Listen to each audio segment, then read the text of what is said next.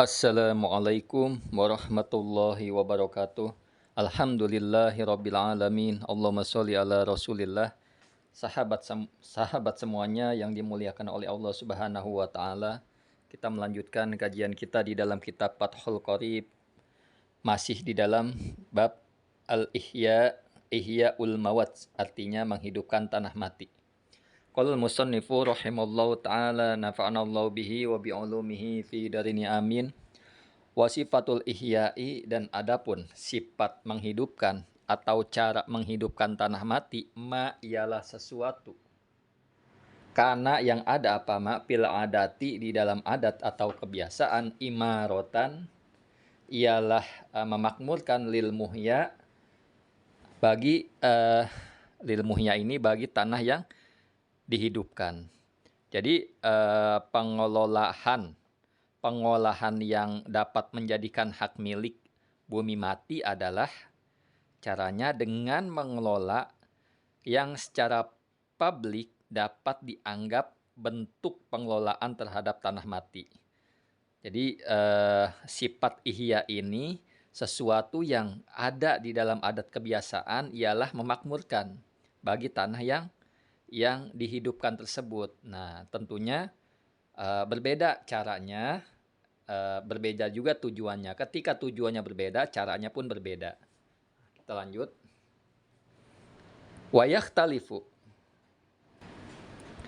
Wayakhtalifu, dan berbeda.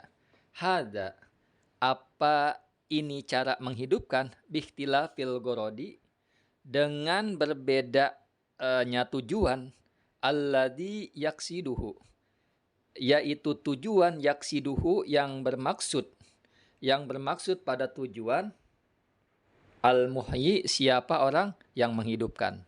Nah, telah dijelaskan tadi, hal ini berbeda-beda sebab berbeda-bedanya juga tujuan. Jadi tujuannya beda, caranya pun beda, maksudnya seperti itu. Nah, yang dikehendaki oleh orang yang membuka lahan.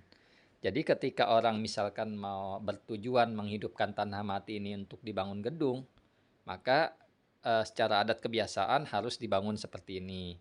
Ketika orang tersebut mau menghendaki menghidupkan tanah mati ini mau dibuat kebun, nah harus seperti ini. Ketika mau dibuat tempat kediaman, harus seperti ini. Nah, sekarang seperti itu. Kemudian kita lanjut, nah biar mudah lebih dipahami. Faida aroda, apabila menghendaki al-muhyi, siapa orang yang menghidupkan, ihya al-mawati, pada menghidupkan tanah mati, maskanan, akan tempat tinggal, usturito, maka disyaratkan fihi, di dalam ihya, di dalam menghidupkan, tahwitul buq'ah,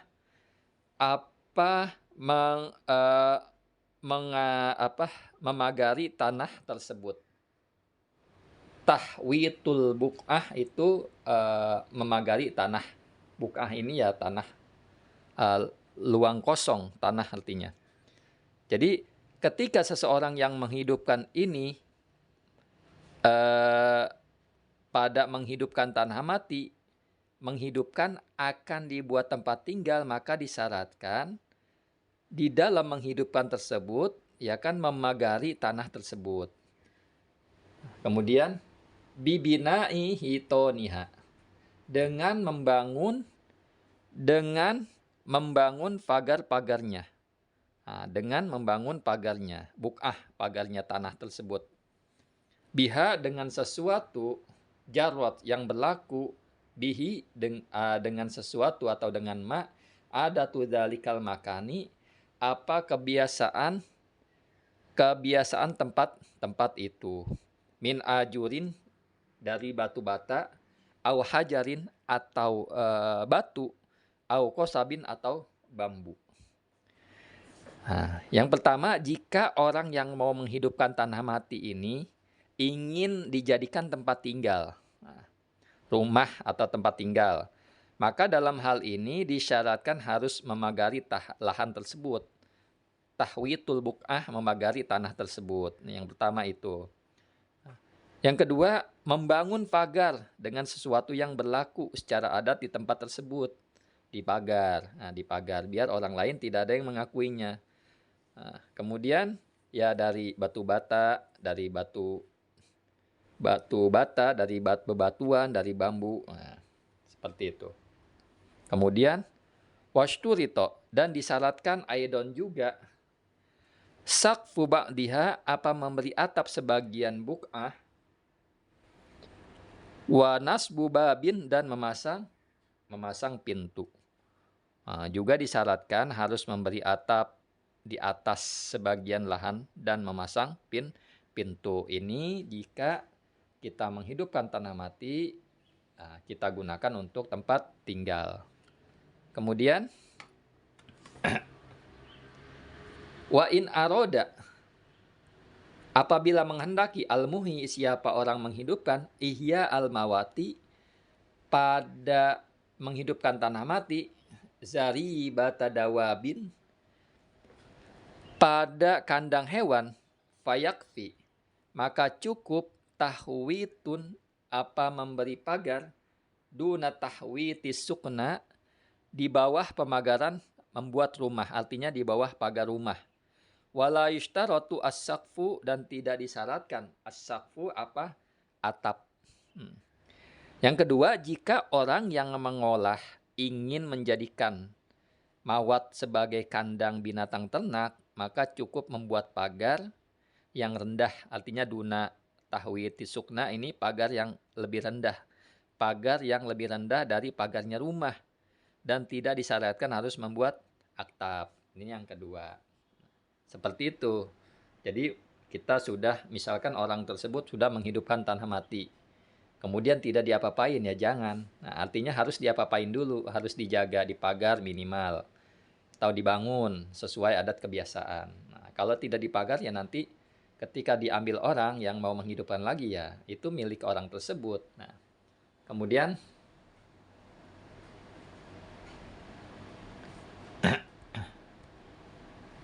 wa ida aroda,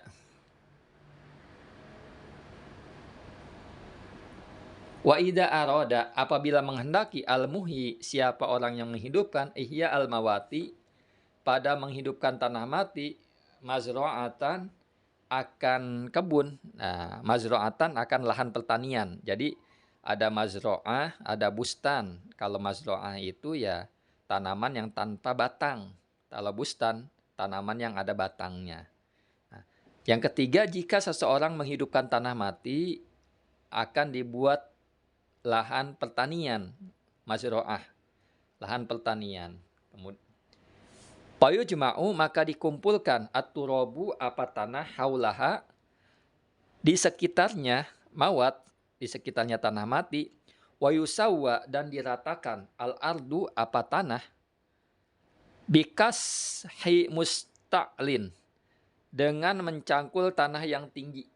Bikashi musta'lin, dengan mencangkul tanah yang tinggi. Fiha, di dalam mawat. Kemudian watammi munhafidin, dan menimbun tanah yang rendah. Kemudian watarti bimain, dan mengatur air, laha, baginya mawat, untuk mawat, bisaki sakiyatin, dengan membuat galian. Nah, sungai, artinya sungai buatan, dengan membuat galian, saluran air, min bi'rin, dari sumur, wahafri konatin, atau menggali anak sungai atau selokan.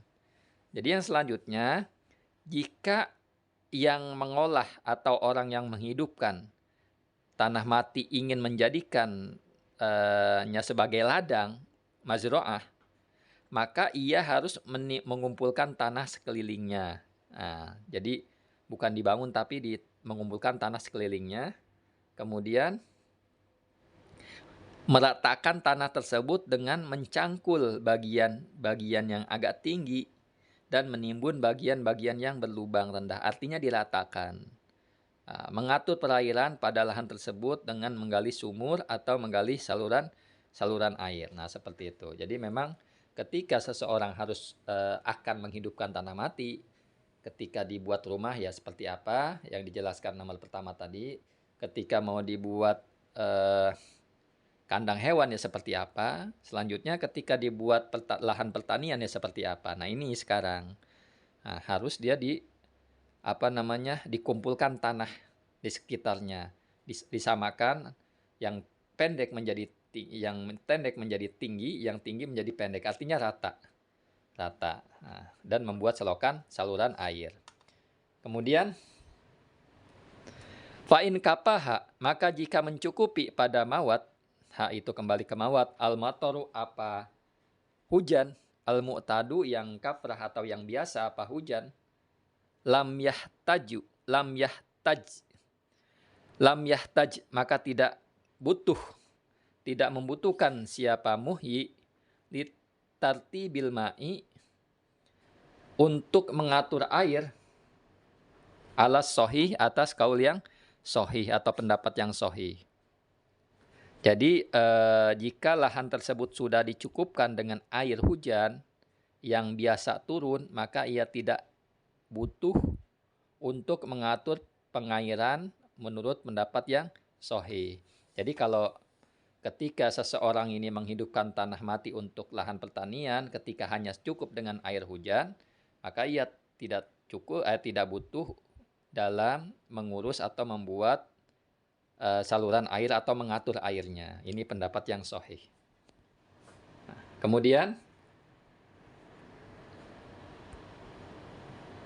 wa in aroda al-muhyi, dan jika bermaksud siapa orang yang menghidupkan, iya al-mawati, pada tanah mati, bustanan akan kebun. Nah, kebun. Jadi kebun itu ya hasil tanaman yang ada batangnya. Pajama'a, maka mengumpulkan siapa muhyi, orang yang menghidupkan, at-turoba pada tanah, at-tahwito, dan memberi pagar, haula ardil bustani, di sekitar tanah kebun itu, injarot, jika berlaku bihi dengan tahwid, dengan pagar, adatun apa kebiasaan, wayushtarotu, dan disyaratkan, ma'adzalika bersama dengan jam'un atau tahwid, al-gorsu apa menanam pohon,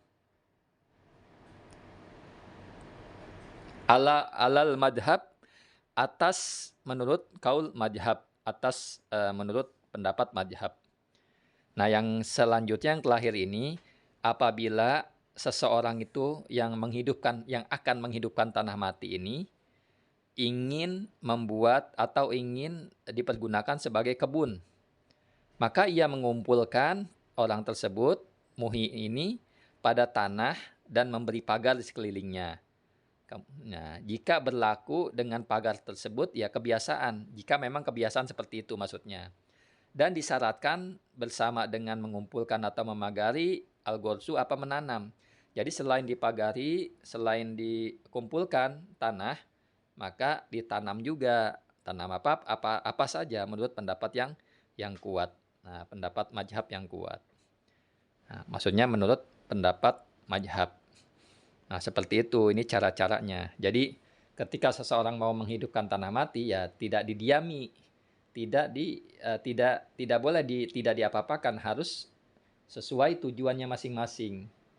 Nah, kalau seandainya tujuan buat rumah, ya harus seperti tadi, dibuat pagar, dibuat sebagian atap, dibuat